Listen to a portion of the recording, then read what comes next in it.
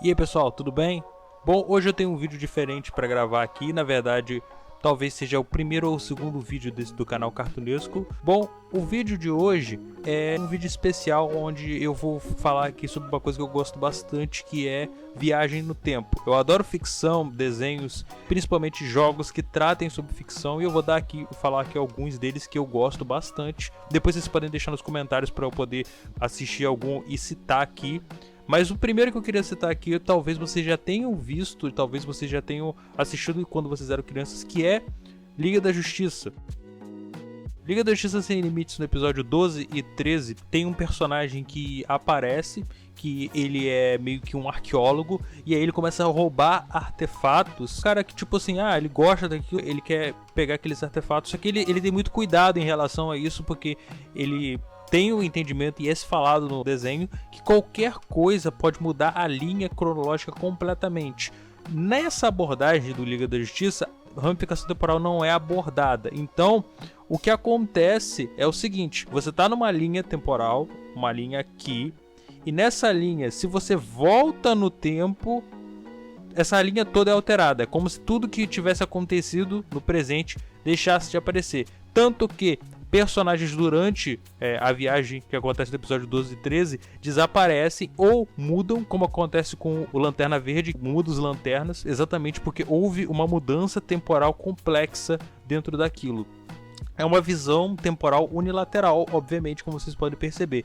E é bem interessante. Nesse episódio, tenta roubar o cinto de utilidade do Batman, e aí ele volta no tempo. Quando ele volta no tempo, o Batman, a Mulher Maravilha e o Lanterna Verde vão atrás dele. E aí eles acabam parando no Velho Oeste. E é bem interessante esses dois episódios, porque vai ter o Batman no Velho Oeste com a Mulher Maravilha e o Lanterna Verde. Eles vão viajar tanto pro passado quanto depois pro futuro, porque o personagem que é intitulado como Cronos, ele acaba viajando nessas linhas temporais. E aí tem uma parte que eles chegam na época, inclusive, de um desenho animado que lançou, se eu não me engano, mais ou menos em 2000, 2005 por aí, que foi o Batman do Futuro. E aí aparece o Batman do Futuro, aparece o filho da Gavião Arqueira com o Lanterna Verde, e aparece o Super Choque mais velho, que é uma das coisas mais legais, ver o Super Choque numa outra vibe mais velha e tal, isso é muito bom. Aparece os capangos do Coringa, o Coringa obviamente está morto, né, nessa realidade, só que essa realidade é tão distópica, tão assustadoramente ruim, que basicamente a Liga da Justiça não existe mais e o Superman morreu. Então é quase que um destino totalmente apocalíptico. E aí, como essas mudanças foram acontecendo, durante o episódio, personagens vão sumindo de repente. E aí, uma das coisas mais interessantes é que ela começa a quebrar. Eles começam a ter literalmente uma corrida contra o tempo, onde eles precisam parar o Cronos e voltar e resetar para o momento onde ele estava, o momento presente. É um episódio, são dois episódios curtos, 20 minutos, mas são maravilhosos. Não deu para se perceber exatamente toda a complexidade daquela linha cronológica que é do futuro, aquela parte onde o que aconteceu com o Superman, por que tem o Bruce Wayne, aparece o Bruce mais velho, por que o Bruce tá lá, o que aconteceu com a Liga da Justiça. Seria interessante se tivesse alguma abordagem daquele episódio em específico, seja em HQ, em algum lugar, e se alguém souber, por favor, me fala, porque eu tenho muita curiosidade de saber o que aconteceu com aquela linha cronológica. E falando em linhas cronológicas que deram tudo errado, vamos lembrar de um anime que eu gosto bastante. E na verdade nem tanto hoje em dia, porque, querendo ou não, ele é o tipo Super Mario dos animes. Ou seja, é aquele negócio que todo mundo conhece, tem marca, o caralho a 4. Só que chegou um momento que a criatividade acabou. Óbvio que eu tô falando do Dragon Ball. E o Dragon Ball, ele tem uma saga que é a saga Androids, que tem a relação da viagem no tempo do Trunks. Mas eu não vou falar da saga Androids em específico. Vou falar do filme que se passa em relação à história do Trunks da saga Androids, ou seja, o Trunks do futuro. No filme Guerreiros do Futuro, que tem como protagonista Trunks e Gohan, acontece o seguinte: o Goku morreu, vítima de uma doença cardíaca, e logo depois os androides chegam na Terra. Os androides são criados pelo doutor, eu não lembro o nome do doutor. Aqui você lembra qual é o doutor? Dr. Mark Gero. Ele acaba criando os androides, tem o 17, o 16, o Android 18 e o Android 19, né, que é aquele gordo branco feio pra caralho. Trunks, naquela realidade, ele só conheceu 2 androides, que é o 17 e a 18. Os androides, eles conseguiram matar o Piccolo e todos os guerreiros Z, inclusive o Vegeta, que não tinha conseguido se transformar em Super Saiyajin. Então, aquela é uma vibe, ele é um longa, obviamente é uma ova, ele tem uma vibe muito dramática. Você vê o Trunks tentando transformar em Super Saiyajin. Você vê um Gohan extremamente maduro. Ele não parece o Gohan Dragon Ball Z da Saga Buu, nem o Gohan da GT. Ele é um Gohan diferente. Eu diria que essa linha cronológica tá mais ou menos na época da GT. Tá um pouquinho antes. Mas como é uma linha diferente, tá mais ou menos na mesma época. O Trunks, ele tinha uns 15, 16 anos, e quando o Trunks ele acaba enfrentando os androides, há uma vibe muito pesada, porque ele não conheceu o pai, ele não conheceu quase ninguém, e toda vez que ele conversa com a Bulma ou conversa com a Titi, sempre há um teor muito dramático em relação àquilo. As lutas da OVA Guerreiros do Futuro são maravilhosas, todas elas têm um desfecho super interessante, inclusive um desfecho do qual não cai naquela mesmice do Dragon Ball de tipo assim, ele vai tirar um poder do cu e vai vencer o cara. Não, inclusive exatamente por ele não vencer que ele teve que viajar no tempo lá na saga Androids, né? E aí o que acontece? Isso é interessante. Diferente do desenho que eu falei, que foi do Liga da Justiça, nós estamos falando de uma abordagem temporal diferente. Estamos falando de uma ramificação temporal. Porque a linha do passado do Trunks, onde ele perde o Goku, quer dizer, ele perde os guerreiros deles, não existem. Essa linha vai continuar existindo. Ele vai voltar pra lá e a Bulma vai estar lá, a Bulma e a Titi vão estar lá, mas todo mundo vai estar morto. Ou seja, ele pode estar indo lá para ajudar uma linha do tempo, mas ao mesmo tempo, naquele lugar onde ele vive, não vai se alterar. A linha não é unilateral. A partir do momento que há uma volta no tempo, há uma ruptura. As linhas se dividem. E essa abordagem do Dragon Ball é muito interessante porque é a mesma abordagem que os Vingadores fizeram no Ultimato. Porque quando você fala de ramificação temporal, ela é muito mais complexa do que simplesmente, o cara voltou no tempo, agora tudo que aconteceu mudou e agora é uma concatenação tipo efeito borboleta. Não é exatamente assim que funciona. O Dragon Ball ele aborda dessa forma a viagem no tempo, que eu acho extremamente válido, extremamente legal. Quando você aborda aquele negócio de efeito borboleta, é uma questão mais filosófica. Eu gosto de uma coisa mais lógica, como o que aconteceu em Dragon Ball. Estranhamente, Dragon Ball é lógico. E o que aconteceu nos Vingadores. Estranhamente, os Vingadores é lógico. E assim, agora que a gente já citou 2, eu vou citar um terceiro que eu gosto bastante agora, é um anime. E ele se trata exatamente de tudo isso. Ou seja, ele é um anime realmente que o personagem viaja no tempo, ele é basicamente isso, que é o anime Unreason, ou Boku Dakigai Naimashi. Só que eu duvido que alguém goste de falar esse nome, porque parece um trava-língua do caralho.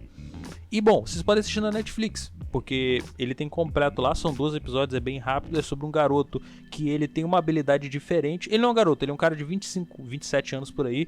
Ele tem uma habilidade chamada Revival. Ele autodenominado como Revival, que ele consegue não meio que voltar no tempo, mas ele consegue prever o que vai acontecer em 3 segundos, 3, 4 segundos. Então quando tá acontecendo um acidente, é como se ele como se ele conseguisse ver aquilo e conseguisse resolver aquilo. É um poder extremamente limitado que ele consegue. Ele volta segundos no tempo, segundos só. Só que o que acontece? A mãe dele acaba morrendo. A mãe dele acaba procurando um cara que ele a princípio ele é um serial killer. Ele tinha matado a maioria dos amigos do filho dela, que é o protagonista, quando ele era criança. E aí, estranhamente, ela acaba morrendo da mesma forma que aquelas crianças tinham morrido.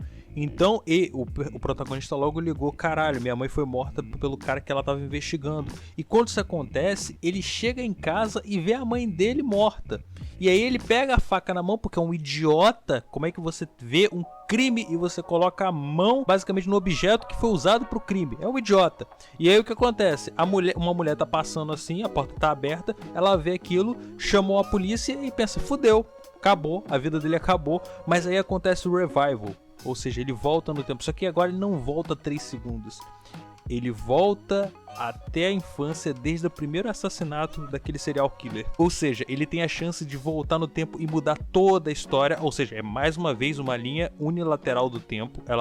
Uma coisa anula tudo que aconteceu e aí acontece toda uma concatenação de coisas dentro daquela linha temporal, um efeito borboleta. Essa abordagem, que foi escrito por Boku Takagi Naimashi, ela é um pouco mais reflexiva e faz sentido dentro do anime, porque toda vez que ele volta no tempo, e quando ele volta quando ele é criança, você percebe que tem uma vibe extremamente melodramática, uma vibe mais triste em relação àquilo. E toda vez que ele conversa com os amigos, ele lembra que ele não pôde ter uma ou duas conversas. A cada um dia, ele pensa, cara, esse pode ser o último dia que meu amigo tá aqui. Ou seja, ele tem uma vibe um pouquinho mais dramática, mas é muito emocionante a série. Realmente, toda vez que eu lembro eu me arrepio. É um dos melhores animes que lançou em 2016. Eu lembro que eu fiz um vídeo no canal Gun Brasil na época. E assim, é um anime perfeito, de ponta a ponta, é maravilhoso, o desfecho da história é muito incrível. Tem uma coisinha que eu não gosto, mas eu não vou spoiler aqui, mas não é nada triste, relaxa, vão assistir, sejam felizes. E o último que eu tenho que citar pra vocês não é um desenho, é uma animação sim, mas ela é uma animação em jogo, que é o Life's Strange. Esse jogo mudou a minha vida de uma maneira avassaladora, porque é um jogo de escolhas, onde a personagem Max, que é uma garota que tem um talento gigantesco para fotografia, é uma garota que ela tem uma visão muito boa e ela é uma garota muito afável, muito empática. E aí no jogo ela se vê numa escola onde em um lugar onde ela teve que voltar, onde tem uma garota que ela conheceu na infância, ou seja, a gente vai ter o mesmo lance, a mesma questão da infância, da volta ao passado, de tudo que a gente deixou de fazer, como viu em Boku Takagi Naimashi, agora sendo visto pelo Life's Strange, só que com uma chance de você fazer escolhas.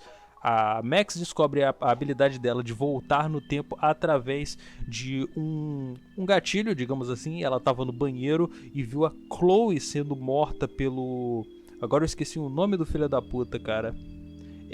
Nathan Prescott.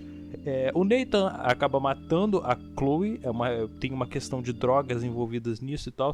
E aí ela tem uma habilidade, ela volta no tempo, só que é uma volta que no começo não foi ela querendo, mas ela acaba depois começando a conseguir fazer essa volta com destreza. Mas tem seus efeitos ruins. Geralmente o nariz dela sangra, como a Suzy Stone do Quarteto Fantástico.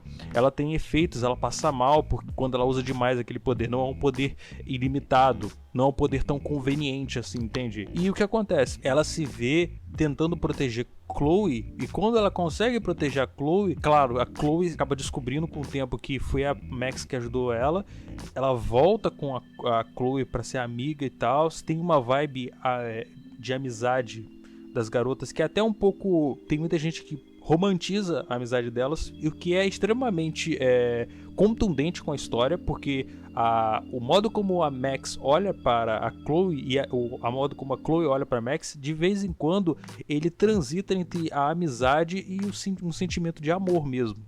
Então é válido isso, e durante a história você pode fazer escolhas das quais as duas vão ficar mais ligadas. Existe um outro personagem que é o Warren, que ele é um garoto nerd que gosta da Max e inclusive ele é importante para Max nesse sentido. Você pode escolher ficar mais próximo dele, né? Mas tem gente que não escolhe e tal. E o bom do jogo é que ele... É claro que você não tem um limite gigante de escolha. Geralmente as escolhas são em dicotomias. Ou você escolhe uma coisa ou outra.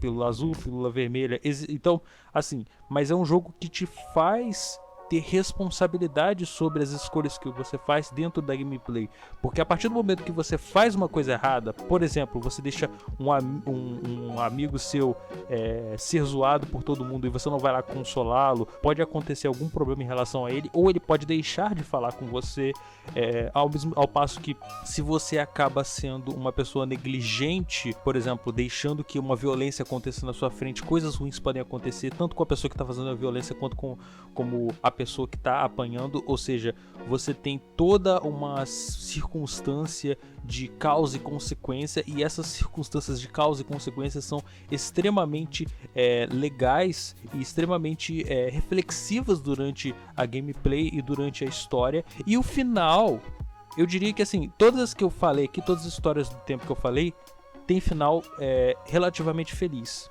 Life is Strange, já adiantando, desculpa falar pra vocês, mas Life is Strange não tem um final feliz, realmente. Tipo assim, pode ser um final bom, mas ele não vai ser um final feliz. Existem, se eu não me engano, existem 2 finais principais no Life is Strange 1. E os 2 finais acontece alguma coisa que você provavelmente não vai gostar, porque em relação ao apego a personagens, a toda a história. E querendo ou não, toda vez que a Max voltava, acontecia um efeito borboleta, como eles chamam, teoria do caos, que é basicamente a teoria do caos. Lembrando aqui, eu não sei muito bem como funciona, mas é basicamente que uma simples coisa, uma pedra no caminho, vai ocasionar uma concatenação um efeito dominó, uma concatenação incrível de coisas que vão mudar drasticamente a história. Life is Strange apresenta isso de maneira excepcional e extremamente pesada até. Tem vezes que algumas decisões que você pode tomar pode mudar. Por exemplo, se você voltar no tempo para salvar alguém, você pode acabar fudendo a vida de não só uma pessoa, mas você pode acabar com o ecossistema do lugar. Ou seja, você envolve uma questão totalmente universal. Então não é só o vento que vai ser mudado, tudo vai ser mudado quando você mexe com o tempo. E essa abordagem é muito boa. Você pode perceber que essa abordagem também é feita por muitos. Eu prefiro ainda a da fragmentação temporal, né? De você criar ramificações. Mas eu gosto porque, como eu disse, é contundente para quando você quer fazer uma abordagem mais reflexiva. E eu recomendo demais. Bom, galera, eu acho que tá ficando muito grande o vídeo. Eu espero que vocês tenham gostado. Me desculpem que a minha webcam é nova. E como minha webcam é nova, às vezes eu olho para a lente da câmera e às vezes eu olho para o monitor. E aí eu fico parecendo um débil mental.